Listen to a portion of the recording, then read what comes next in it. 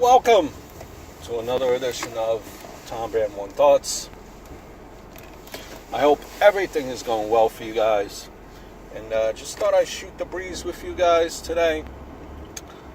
And I do ask you to check out my other two channels, smarkchat if you like sports, and the Tom Brand One. It's like a comedy channel, I think. You get a laugh or chuckle. And this channel, if you're new here, it's about anything and anything. Anything and anything, does that make sense? Anything and everything maybe is the better choice of words that I'm looking for. You know, I do stuff from, cooking, tech, current events, locations, film locations, movie locations, famous sites, anything and everything. And today I want to do kind of like a vlog type thing here. And what's the title? The title of this vlog, what should it be? That guy vlog. That guy. We all have that guy in our lives, and we sometimes we shake our heads. We say, that guy. That guy. I'll give you an example. We buy, let's say we get work done on our car. You tell a friend, you tell a coworker, whoever it may be, I got work done on my car. I played X amount. And mind you, kind of, even saying this, they're going to get work done on your car for a good week, then you finally get it done. And after you say, I finally got it done, the same guy that you told that you're going to get work done on your car, he goes, you should have told me. I know a guy that could get you the work done for half the price. And it's always about everything. Like, it always seems that one guy has this one connection, and he always says something after the fact. The same guy that had the connection with the car parts for you also has the connection with technology stuff. You needed a new laptop, a new printer? I know a guy. You should have gone here. That guy. A guy that always seems to know everyone, but when it comes to crunch time or in your time of need, guy doesn't say anything. It's always after the fact. That guy. You have a few of those in your life, right? I'm sure. Or how about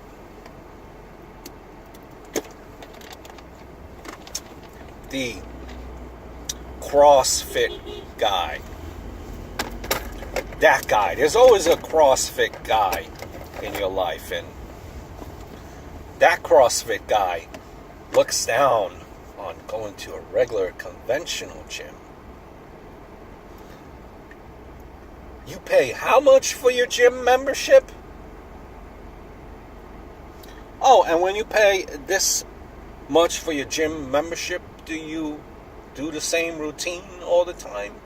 Well, yes, friend. I like to go on the treadmill for about half an hour, and then like to work on my biceps and my triceps. That CrossFit guy is going to say, no, I don't like the regular gym. It doesn't fit my area of what I'm looking for. Mind you, the gym has a gazillion machines. That CrossFit guy, he's going to tell you, listen, I'd rather just pick up tires and throw them around. I pick up desks on Mondays and chuck them down. That guy. And that CrossFit guy, you ever notice that CrossFit guy always takes pictures of him doing CrossFit like all the time, like on social media? It's always posted. Like, these CrossFit guys, they are always into like, I know it's like with CrossFit, there's no really in between, and we all have these people in our lives. There's no in between. They're either all in CrossFit, and they're like lunatics with this CrossFit. And there is no, I kind of do CrossFit. If these people are doing CrossFit, they're all in like lunatic doing CrossFit. You never see that with people that go to the gym, right? For the most part. But if you do CrossFit, man, you're like an animal. You eat, sleep, breathe CrossFit. CrossFit guys. How about that guy on social media? He's your friend for a period of time. The Facebook guy. Yes, and by Facebook guy, as you go flying down there, the Facebook guy is the guy that posts anything and everything on Facebook. Today, I had a sandwich with ketchup and a little bit of mayo. Does ketchup and mayo go? But let me snap a picture, put that up there. Today I woke up at 3 o'clock and I showered at 5, and then I ate dinner at 7. Constant status update guy. Everything and everything. Everything they eat, everything they do is on Facebook. That guy. The constant updater. And then on Facebook, you also have the constant political news updater. Oh, geez. Election time. All that you see from these friends or memes for either Republican or Democrat, anti-Trump memes, pro-Trump memes, anti-Hillary memes, every single share from Fox News, CNN, MSNBC, right-wing news, constant political update. Constant. They definitely make you know what side of the fence they are. Sometimes you love these people. You love that guy. Makes you want to scream, doesn't it? Doesn't it? Or how about the ones in our lives? That guy. There's always one guy. And these people are always to the extreme. We all have that constant status update, constant political guy, and a constant selfie picture taker. Constant. Never a day goes by where these people in our lives don't post a selfie, don't post a picture of themselves on Facebook or on Instagram. Don't post a picture of themselves. Everything and anything, any new outfit is constantly being posted.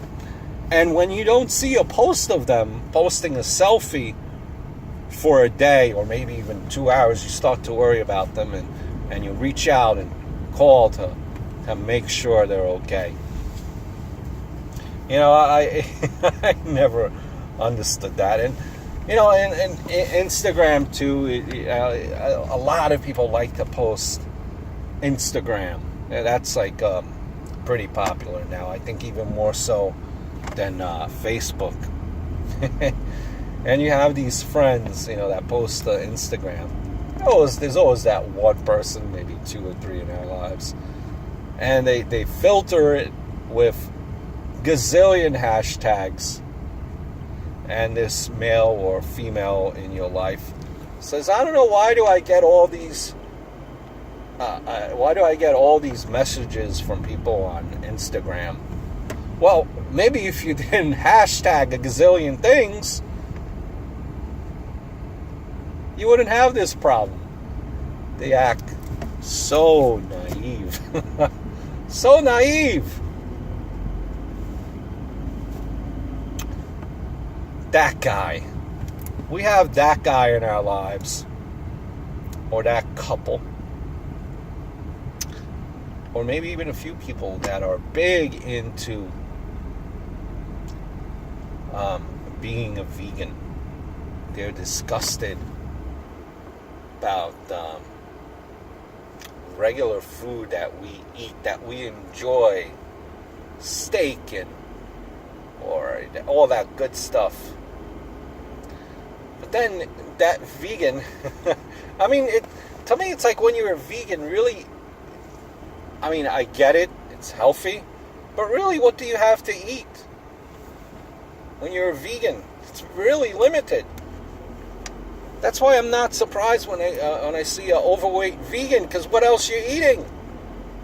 Yeah, you're probably eating over. I mean, you've seen a chunky vegan, haven't you? Yeah, believe me, it does exist, and you wonder, how is this person heavy? They're vegan. It's out there. It's out there.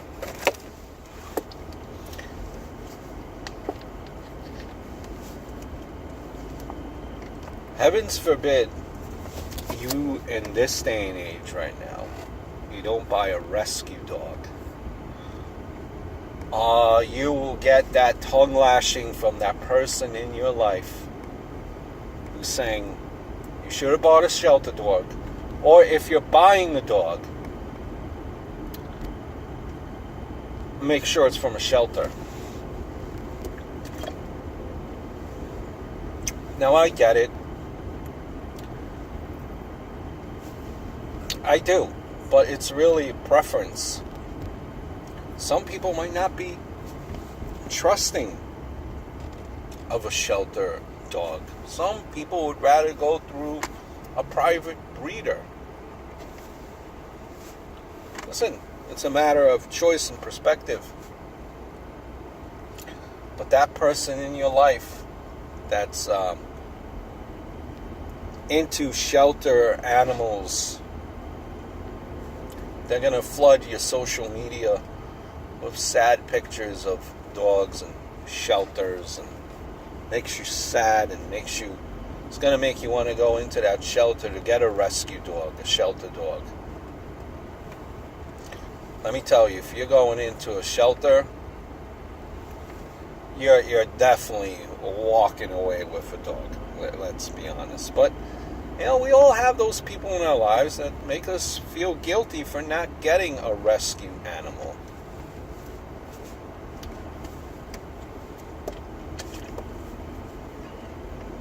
You have quite a few people in our lives are also really into that one guy that looks down on regular beer. Oh, you're getting a Bud Light? That's not beer. Well, I mean, I've been drinking Bud Light all my life. I enjoy it. It's a nice light beer. Oh, no. You should be getting the Pale Ale, ABC Pale Ale. Like what? I never heard of it. What? You never heard of it? The IPA beer guy in your life looks down on traditional beer, makes you feel guilty, and then he's going to drag you into a brewery where you're looking at all the beers there and you're like, I don't know which one to get. How about the one that most resembles Bud Light, please? That guy. And boy, do we dread going out on the weekend with that guy. Because you know, he's just going to mock your choice of alcohol beverages. The IPA guys, these brewery guys, they're all in. Corona, Bud Light, Heineken, they're looking down on that, my friend. Even if you try to appease them and get a Sam Adams, that won't work, my friends. No, that won't work. We all have in our lives that one person that is the overrunner, the triathlete, the runner in our lives. Constantly. This person constantly running. And that's cool, that's respectable. Oh, what did you do today? I ran 5 miles. What did you do? I got home and I sat and I put on the TV. They make you feel bad that you're not running. And you should be running. Hey, do you want to do what is it? What's that competition called? The murderer competition. What's the one with all the funky paint? You know what it's a popular event now. It's like of strength, and you're doing obstacle courses. You know what I'm referring to. These people, whenever they do this competition, yes, that is their profile picture. And they take numerous pictures, and that is all that they talk about, those competitions. And that goes for also the former high school, college athlete in your life, that guy.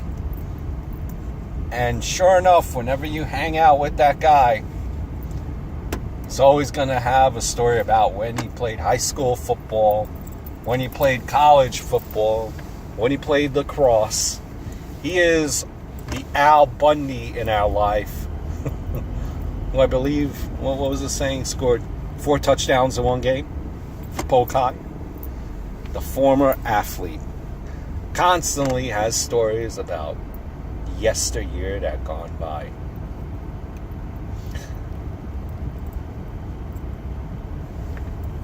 I am guilty of this.